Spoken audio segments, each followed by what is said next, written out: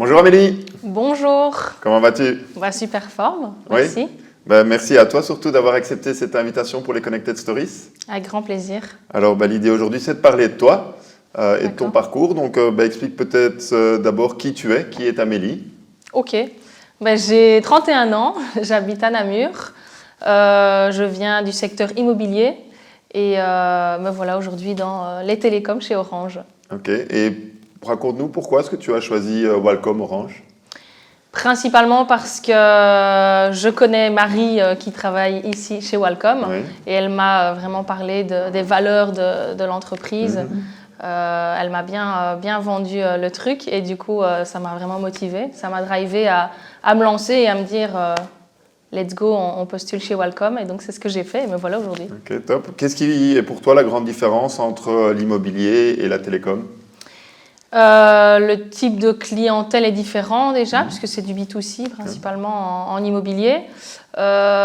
Sinon, ça reste de la vente de manière générale. On vend un bien immobilier ou on vend des télécoms, ça reste de la vente. Mais oui, la grande différence, c'est vraiment, la clientèle qui est différente. Ok, très bien. Depuis que tu es arrivé chez nous, tu as suivi un certain nombre de formations. Ouais. Quelles sont les formations pour toi qui t'ont apporté le plus? Alors les formations, on a fait des jeux de rôle, beaucoup de jeux de rôle avec Gino. Oui. Ça, c'était des chouettes formations. Donc sur les techniques de vente, on a aussi appris les couleurs.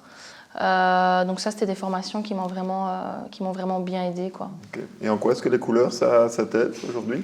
Ça m'aide à pouvoir définir un peu mieux le type de profil que j'ai en face de moi et à pouvoir le comprendre au mieux et communiquer tout simplement de la meilleure des manières pour qu'on se comprenne tous les deux correctement, en fait. Ok, très bien. Quelle est peut-être la partie la plus difficile pour toi dans le métier aujourd'hui? La partie la plus difficile, je dirais l'administratif. Réponse de commercial. Ouais, l'administratif, ouais, parce que c'est la partie qui prend un peu plus de temps, on va dire.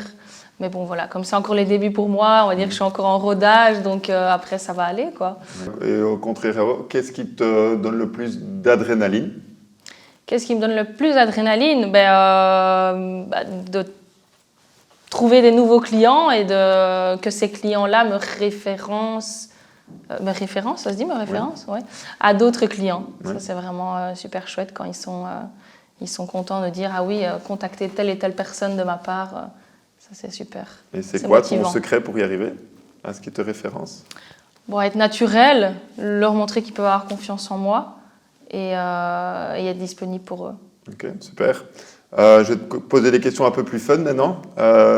Quel est ton voyage de rêve? Le voyage absolu que tu aimerais faire? Mon voyage de rêve. Si, Bora Bora, pourquoi pas. Ok. Ouais. Pourquoi ça te parle? Ouais, ça me parle Ouais. bien. Les belles plages. J'aime bien, ouais. J'ai jamais été, mais j'aimerais bien y aller. C'est un bel objectif. Ouais, tout à fait. Ok. Si tu pouvais demain être un personnage fictif, peu importe lequel est-ce que tu souhaiterais être? On m'a déjà posé cette question-là. Tu peux m'en donner plusieurs si tu veux, c'est très bien aussi. Un personnage fictif. Je suis pas trop fiction, mais je sais pas, je dirais Superman peut-être, Ok. pour les super pouvoirs, pour pouvoir aller d'une destination à une autre en un claquement de doigts. C'est vrai que ça doit être pratique, surtout avec les bouchons qu'on a. Ouais, voilà. Ok, très bien. Si tu avais une machine à remonter le temps, Ouais. dans quelle époque est-ce que tu aimerais aller? Quelle époque j'aimerais aller si j'avais une machine à remonter le temps? Je dirais dans les années 20. Pourquoi? Je sais pas, parce que je trouve que c'est l'époque de Gatsby, c'était de ce que j'ai pu en entendre parler ou les films que j'ai pu voir, c'était une chouette époque où il n'y avait pas toute cette, comment dire, toutes les restrictions qu'on peut avoir aujourd'hui à notre époque. C'est vrai. C'était plus libre, on va dire ça comme ça. Bah, tu as raté une fête du personnel il y a quelques années où le thème c'était Gatsby. C'est vrai? Ouais, Ah ben voilà. C'était très sympa. Une dernière question, quel est le pire conseil que tu aies reçu dans ta vie professionnelle? Le pire conseil.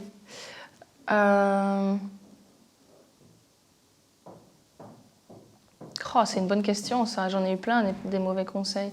Non, je rigole. Le pire conseil, c'est sois positif tout le temps. Je pense que c'est le pire conseil. C'est un bon conseil, mais qui peut être interprété négativement, en fait. Okay. Tu peux nous expliquer pourquoi? Oui, parce qu'en fait, être positif tout le temps, être positif de manière générale, c'est important. Mais l'être tout le temps, je pense que c'est compliqué et c'est un peu surhumain. Donc, celui qui me dit être positif tout le temps, c'est un peu contre-productif. Ça fait un peu l'effet inverse, je pense. C'est vrai, tu as tout à fait raison. Je te remercie pour ce bon contre-conseil alors.